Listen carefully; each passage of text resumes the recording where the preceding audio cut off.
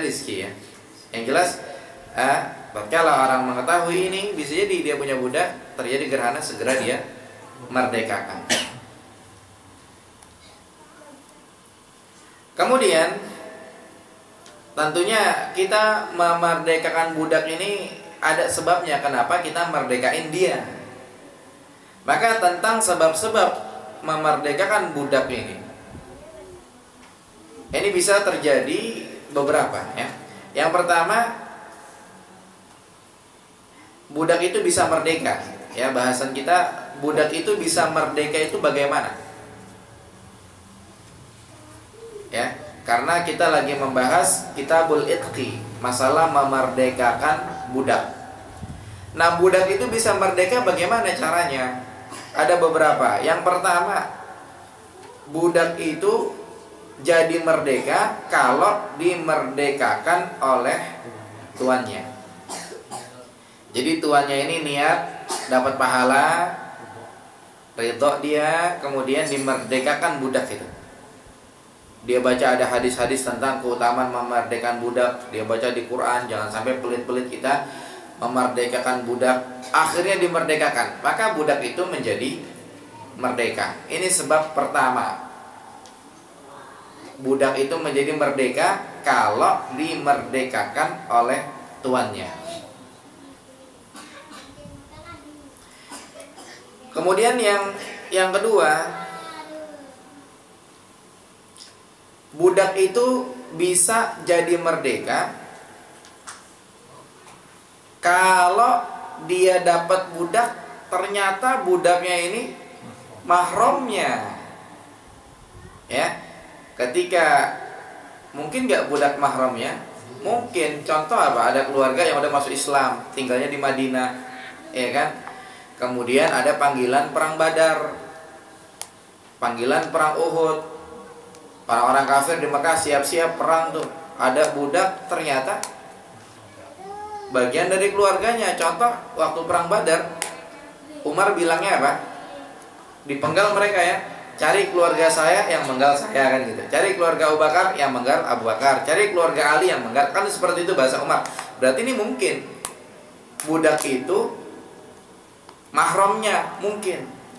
Ini kalau yang jadi budak pas dibagi jatah ternyata budak itu adalah mahramnya, maka otomatis budak itu menjadi merdeka walaupun gak dimerdekain sama tuannya.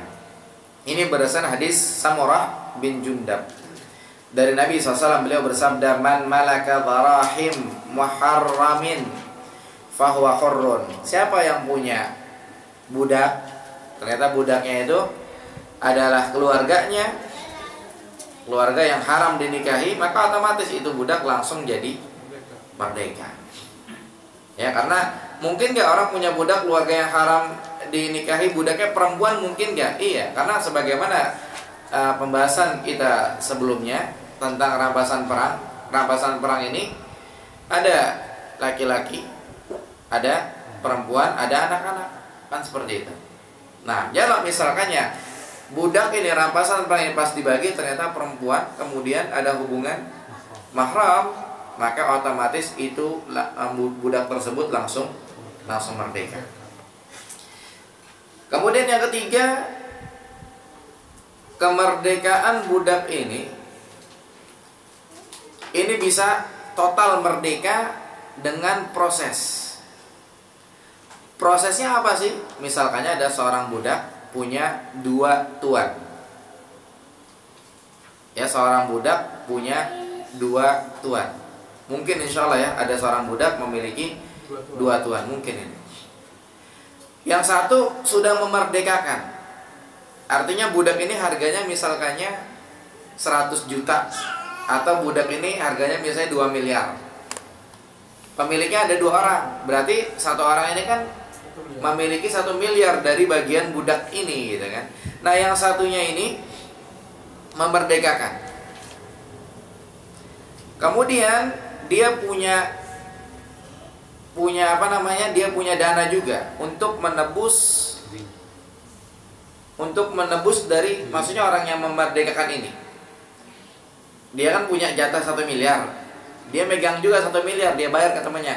Nih, saya pengen merdekain. gitu ya, maka otomatis dia menjadi merdeka. Setuju nggak setuju? Ya kan? Ada si A sama si B punya budak. Ini budak harganya 2 miliar. Maka si A memerdekakan. Kemudian si A punya 1 miliar dikasih ke si B nih. Saya mau memerdekakan budak saya. Berarti budak ini langsung jadi merdeka dengan proses tersebut. Sebagaimana hadis Abdullah bin Umar, bahwasanya Rasulullah SAW beliau bersabda, man a'taqa syirkan lahu fi abdin.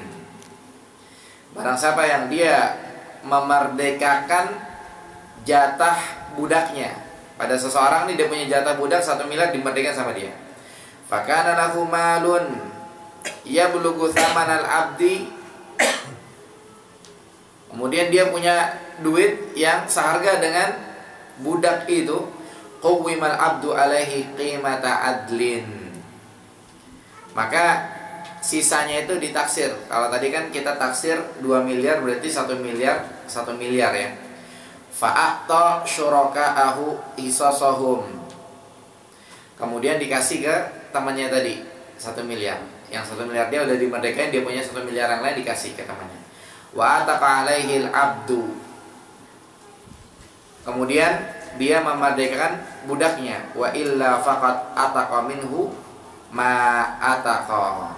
Nah, tetapi kalau tidak bagaimana? Misalkannya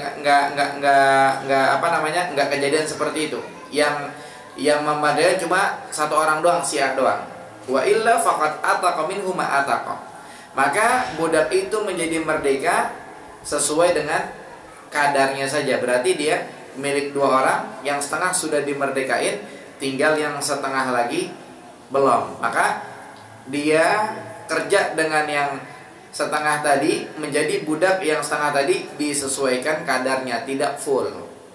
Contohnya misalkannya menjadi budak si A ini kalau siang, menjadi budak si B kalau malam. Maka dia merdeka setengah. Yang siang aja misalnya, malam jadi budaknya si fulan, dia belum merdeka.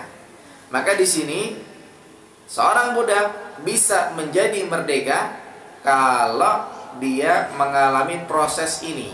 Dia dimiliki oleh dua orang, dua orang dimiliki oleh 2 orang. Yang satu udah ngemerdekain. Kemudian kalau dia punya duit yang ditaksir harga budak ini, yang tadi kita kasih contoh 1 miliar, berarti budak ini merdekanya 100%. Tapi kalau dia nggak punya duit, maka dia sudah termerdekakan separoh. Kalau kita mau ibaratin ini budak sehari di sini, sehari di sana, sehari di sini, sehari di sana, maka dia sudah merdeka setengahnya. Ya.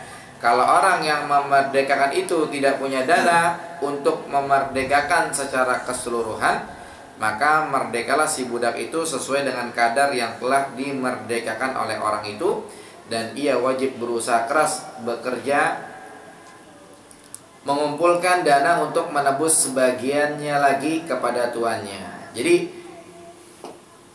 dia harus usaha ini budak. Kalau dia dimiliki oleh 2 orang, kemudian yang satu merdekain. Kalau dia punya duit bagus, langsung merdeka itu budak 100%. Tapi kalau dia nggak punya duit, berarti dia baru merdeka separoh. Maka budak ini jangan pasrah, harus dia usaha. Nabung, nyicil misalkannya, ya, agar dia merdeka secara utuh, ya, secara sempurna. Sebagaimana hadis Abu Hurairah radhiyallahu an, Nabi SAW beliau bersabda, man a'taqa nasiban aw syaqisan fi mamlukin. Barang siapa yang dia memerdekakan sebagian dari perbudakan itu, fa khalasuhu alaihi fi malihi in kana lahu mal. Maka yang setengahnya lagi usahain dia merdekakan juga kalau dia punya duit. Wa illa quwwima alaihi. Kalau dia nggak punya duit, ya, kalau dia nggak punya duit, maka budak ini ditaksir kira-kira berapa nih sisa harganya. Fasta'abihi ghaira mashkukin alaihi. Kemudian budaknya itu disuruh berusaha tanpa dipersulit. Misalkannya tadi harganya 1 miliar, maka budaknya ini kan kita tahu ya nggak mungkin misalkannya budak ini nyari duit 1 miliar nih. Maka tuannya ini seenggaknya nyuruh budak ini untuk ngelunasin biar dia merdeka secara sempurna. Jangan ngargainya 1 miliar.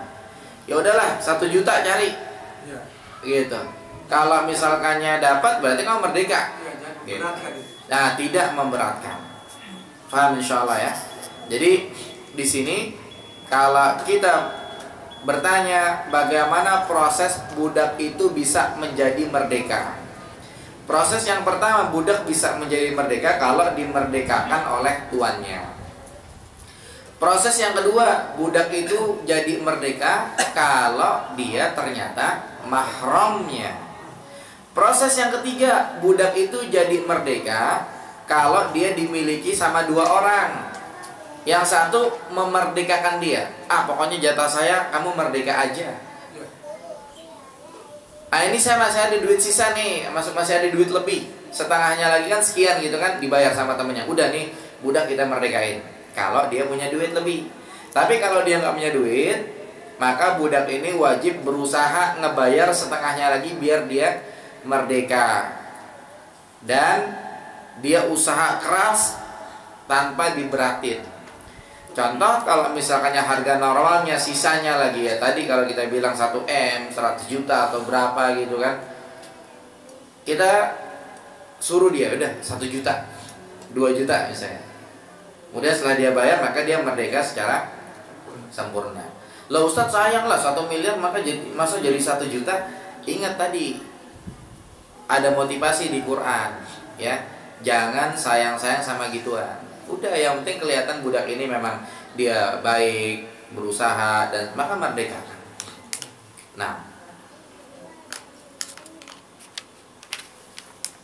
yang terakhir dikit lagi kita lanjut setelah azan insyaallah. Fadhal Mazin.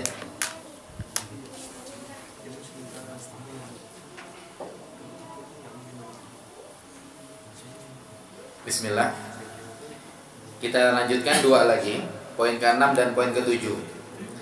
Baru kita buka tanya jawab insyaallah. Poin yang ke-6 ini pembahasan tentang tadbir. Tahu dubur? Dubur tuh di depan apa di belakang? Ya, dubur itu kan belakang. Berarti kalau musola ini duburnya ya belakang sana. Ya kan?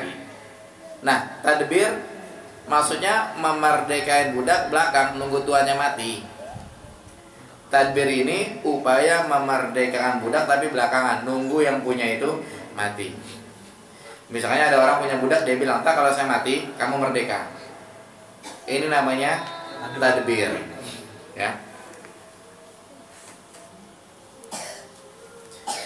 Tapi dengan ketentuan harga budaknya tidak lebih dari nilai 1/3 hartanya. Karena kan enggak hadir siapa yang Nabi sebutkan tentang dia mau menyedekahkan 1/3 hartanya. Hadits awal-awal ada salihin. Ingat semua insyaallah. Udah pada ngangguk? Cuma lupa namanya ya. Lupa namanya. Hah? Mu'ad? Bukan. Bukan Mu'ad.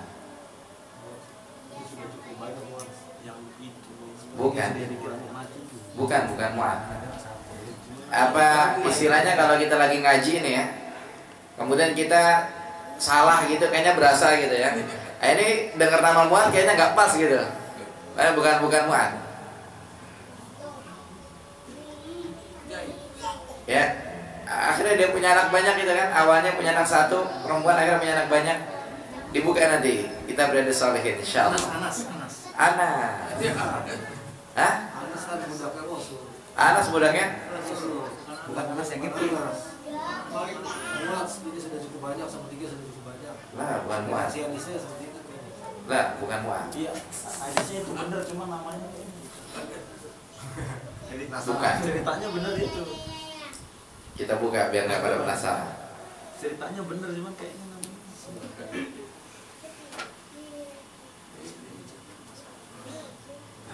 Ibu ada yang ingat nggak di belakang Bu? Oh nggak ada ibu-ibu kayaknya.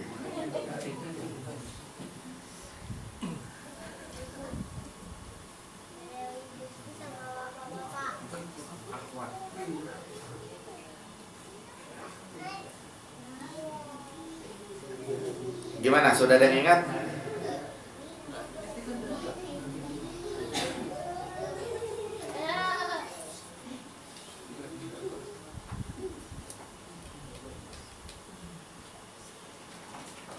Hadis ke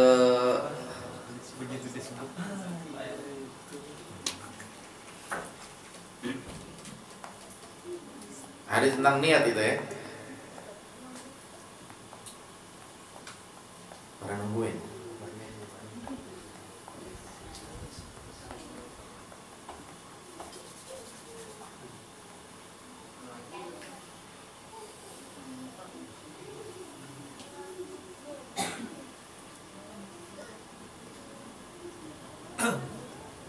Itu bab apa? Bab ikhlas kalau nggak salah ya.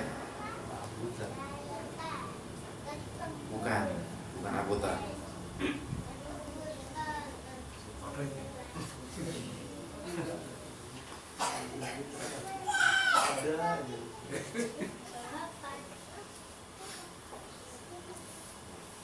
Ini saya di kitab Arabnya agak lama nyarinya. La hijrata ba'dal fathi. Ah, dekat-dekat sini.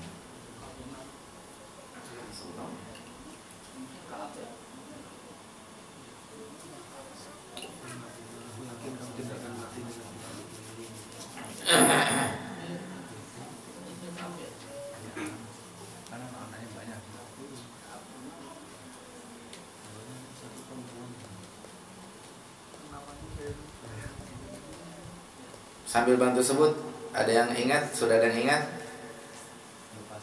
Lupa semua, Masya Allah. Ada yang lupa nih gimana? Ada khilaf nih, lupa semua. Sa'ad bin Abi Waqqas. Udah, enak didengarnya, kalau dicari. Ya, Sa'ad bin Abi Waqqas. Baru ingat, Sa'ad bin Abi Waqqas. Ya. Itu maksud saya. Kadang-kadang kita ngaji nih, saat kita salah nih, nggak enak gitu kan. Saya tuh ingat, cuma siapa gitu. Udah bilang Sa'ad bin Abi Waqqas, sudah enak didengarnya. Itu sudah, ya. Jadi kita ingat hadis Sa'ad bin Abi Waqqas. Ya, yang dia sakit, kemudian pengen sedekah sepertiga. Ini aturannya tadbir, dia akan otomatis merdeka kalau harganya enggak sampai sepertiga dari harganya. Kalau sepertiga, gagal. Sebagaimana hadis Imran bin Husain, ya, disebutkan anna rajulan a'taqa sittata mamlukin. Ada seorang yang dia memerdekakan 6 budaknya. Ya, 6 budaknya. Laisa lahu malun ghairuhum. Dia nggak punya harta, cuma 6 budak doang. Nggak ada harta selain itu. Fa'ataqahum inda mautihi, pas mau meninggal dia merdekakan. Fajazza'ahum Rasulullah SAW. Akhirnya sama Nabi 6 itu dibagi. Asalasan, ya, thumma aqra'a bainahum fa'ataqathnaini wa araqqa arba'ah. Dibagi sama Nabi SAW 3 bagian. Fajaza'ahum Rasulullah SAW salasan. Kenapa asalasan? Salasan dibagi 3 bagian. Ya, karena tidak boleh lebih dari sepertiga. Fa'ataqathnain, yang dimerdekakan 2. Wa araq ke arba'ah, tetap jadi budak 4. Wa qala lahu qawlan syadida, bukan sadida, syadida. Nabi ngomong tegas, nggak boleh merdekain budak lebih dari sepertiga jumlah harta. Ya, ini yang dimaksud dengan tadbir. Boleh nggak menjual seorang budak yang masa tadbir, namanya mudabbar. Mudabbar ini budak yang dapat masa seperti itu. Jawabannya boleh dijual, boleh dihibahin. Dalilnya hadis Jabir bin Abdullah radhiyallahu anhu. Beliau mengatakan, Balaghan Nabiyya sallallahu alaihi wasallam anna rajulan min ashabihi a'taqa gulaman lahu an duburin. Nabi dengar ada seseorang dari sahabatnya yang dia memerdekakan budak dengan cara tadbir tadi. Ada orang memerdekakan budak langsung, yang tadi kita bahas sebelumnya. Ini lagi tadbir. Kalau dia mau meninggal, lam yakun lahu malun ghairahu, tapi dia gak punya harta selain budak yang dia mau merdekain itu kalau dia mati. Faba'ahu bi thamani mi'ati dirham. Akhirnya budak itu dijual sama beliau, sama Nabi SAW, 800 dirham. Thumma arsala bi thamanihi ilaihi. Kemudian dikasih itu harga itu ke orang tadi. Kalau kita sedekah, boleh nggak ditarik sedekahnya? Kita sedekah nih, kita udah sedekah nih, boleh nggak sedekah itu diminta lagi? Tidak. Nggak boleh ya. Dalam hadis larangannya itu ibarat Nabi bilang kayak anjing nelen makan muntahnya katanya. Ini kan jorok banget tuh. Kalau kita dengar kayak nelen ludah sendiri kan gitu. Kalau ini budak udah dijanjiin besok dimerdekain, ini lain urusan. Ya, ada budak dijanjiin udah mau dimerdekain tadbir, tapi nggak jadi dijual. Boleh apa tidak boleh? Berdasarkan riwayat ini. Nah, sampai di sini insyaallah. Kemudian bab kitabah kita bahas pada pertemuan yang akan datang. Wallahu alam, yang benar datang dari Allah Subhanahu wa taala, yang salah dari saya pribadi. Barakallahu fikum. Wa sallallahu ala nabiyina Muhammad wa akhiru da'wana alhamdulillahi rabbil alamin. Di sini ada pertanyaan. Ya, di sini kata penulis, assalamualaikum. Waalaikumsalam. 1. Ustadz, yang berhak memerdekakan budak pada waktu dulu hanya laki-laki saja. Apakah ada perempuan yang memerdekakan budak? Yang berhak memerdekakan budak bukan laki-laki saja, nggak dulu nggak sekarang. Yang berhak memerdekakan budak adalah yang punya, nggak laki nggak perempuan. Ya Bu ya. Jadi ibu ini punya budak, merdekain boleh. Yang penting ibu yang punya, jangan punya laki, jangan punya suami, di main merdekain aja gitu kan. Ya, jadi yang berhak memerdekakan budak adalah tuannya, nggak laki nggak perempuan. Ada nggak perempuan merdekain budak? Ada, contohnya Aisyah. Ya taruhlah Khadijah ya. Khadijah punya budak Zaid ya.